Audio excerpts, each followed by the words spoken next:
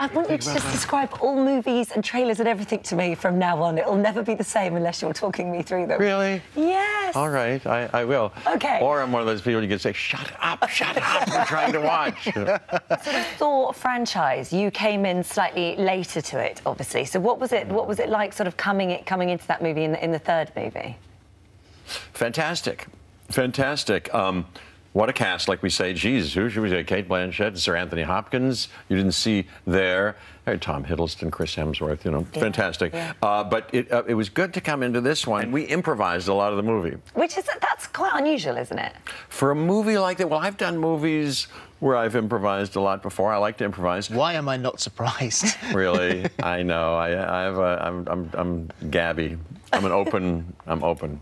This is lovely quality. No, thank you. Sorry. Thank you. What are those? What is that on your dress? Those flowers? I think they're flowers, yeah. So it's little blooms for you. Blooms, oh, yeah, so sweet. Were you admiring her? And ring, of course. Your jewelry was. Who's very good this morning. And your fingernail polish. What colour did that remind you of? Well, it looks like that's a kind of a. Sort of a nude. It's nude, yeah. I was saying it reminded me of Faye Dunaway in Thomas Crown Affair. There you go. With Steve McQueen. You have a great eye for detail. Oh, really? Well, sometimes. I'm like Sherlock Holmes in some ways. You'd make a good I can tell me. Look at your teeth. Look at those 64 teeth staring back at me. What was I saying? So Taika Waititi, improvised. Improvising. Yeah. Improvising. In a movie like this, it's unusual to improvise. Oh, right, because it's a big, you know, epic kind of movie. But the people over there at Marvel, Kevin Feige and Louis D'Esposito and Victoria Alonso, they know what they're doing. So they can make a big movie like this, but trust Taika Waititi to make a kind of an actorly, independent feeling, kind of workshoppy, kind of open thing. He didn't want you to be comic booky, did he? Yeah, that's right, or theatrical, or what you might expect from a character like this. Yeah, he said we're going to improvise, and it's going to be fun, and you might have something of what I like about what I've seen you do before, you know. So we improvised. We got to the set, and you know, I made stuff up, and he said he would do something like he would say, "Okay, look at the character." Say this, and he would make things up. Say this, and talk about this a little bit, and so we would do that. He must really trust you to do that. I mean, because it would be awful to say, well, improvise something, and then they all sit there and go, oh, gosh, stick to the script. Right. So you must have a well, I trust them, and they trusted us a little bit. It's a wonderful cast of people who can do anything, but you have to trust them, thinking they'll, you know, and they cut the bad stuff out that I did, I think, and you know. Sure, there was none. There was plenty, believe you me. You know. And so is this the start of a love affair with the sort of these comic characters now? These are big franchises. You could be in them forever. Hey, well, I was lucky to be in this one. You know, I'd love to do more. Who knows? My character is immortal, can't die, at least in the comic books, you know. Acting against green or someone carrying a green ball, and you know that's would have thought quite difficult. Well, a lot of people do it. Because you bounce off people very well, real people. I like to. I do like to. You can see, you can tell. But I can do the other thing too. But a lot of people do that these days. You know, you could do it. It's not, you know, you just pretend. If you had to see something that wasn't there, you know. Sometimes it happens. Huh? Sometimes that happens to me. Especially on a Friday night. Yeah. Really? On a Friday night? We all see stuff that's not there. Really?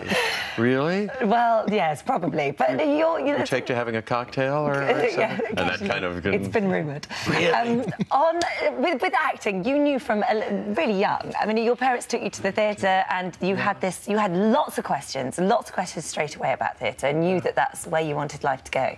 I really did fall in love with it. It's true. I saw theater. I was like, "What's going on back there?" Yeah, I fell very much in love with it. I wanted to be an actor. Did you always want to do this? I didn't even know this was a job when I was little. You did. Really? Yeah, no, since I was 10.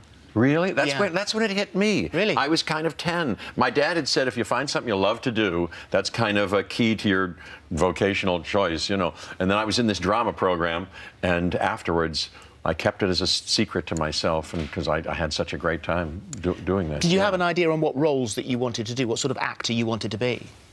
No. No?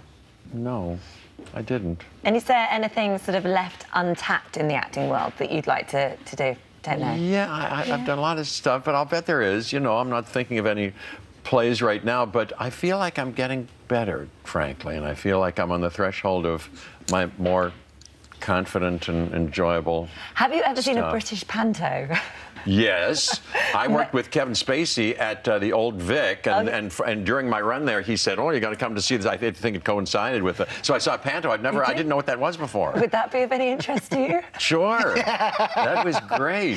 Who did I see in that?